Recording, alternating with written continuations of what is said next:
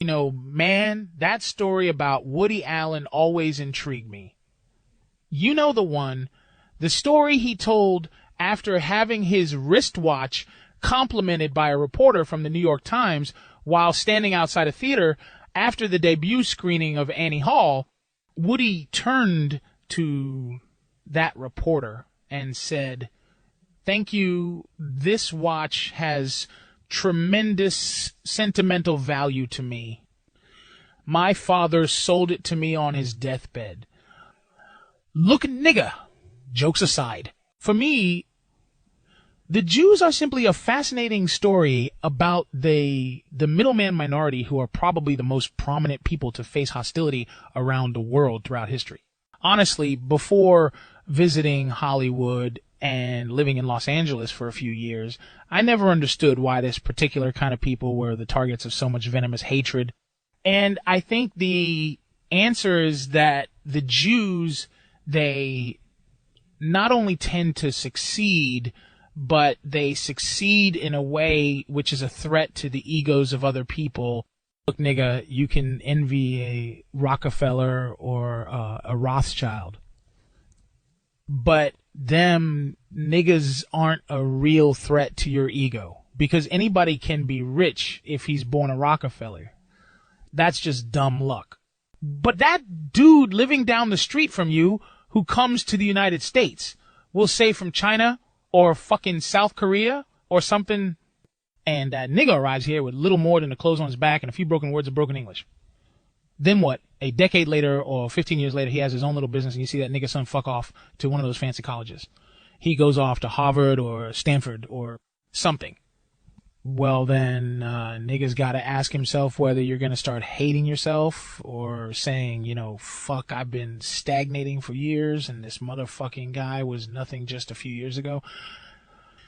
And now he's risen up and made something of himself. So you're either gonna have to hate him or start hating yourself.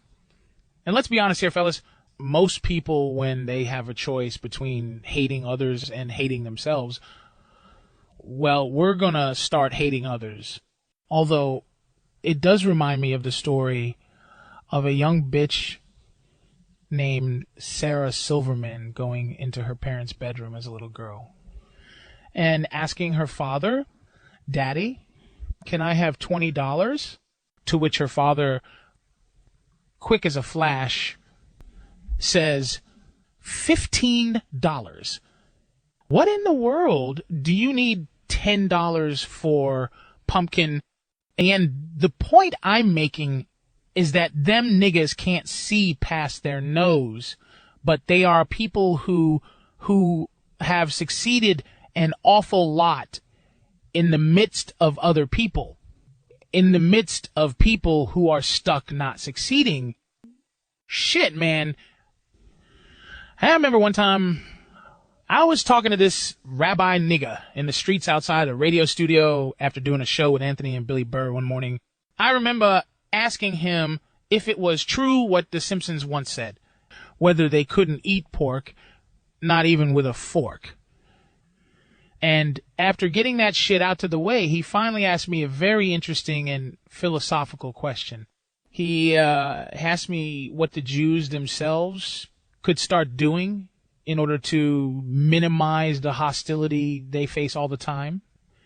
You know something, man? I gave homeboy a one-word answer. I said, fail. My nigga, you just gotta start failing. Because as long as you succeed, you're going to be the target of hatred and animosity. But there's one more thing I want to say here. It's also a motherfucking fact the role them Hebrew speaking niggas played economically throughout history has never really been fully understood by the average person.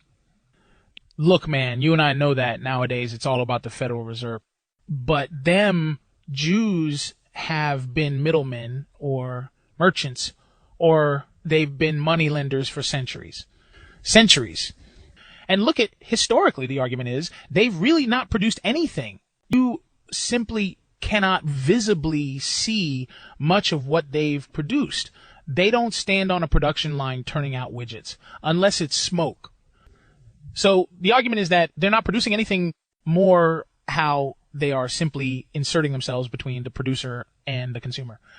Civilization after civilization after civilization have called them parasites, essentially.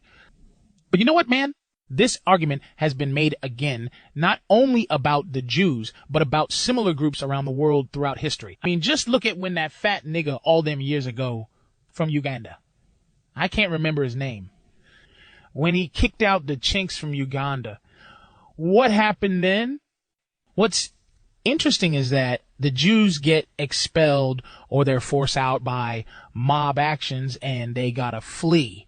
Not long after they've left, the homeboy's economy goes and replicates a 9/11 tower by collapsing. Yeah.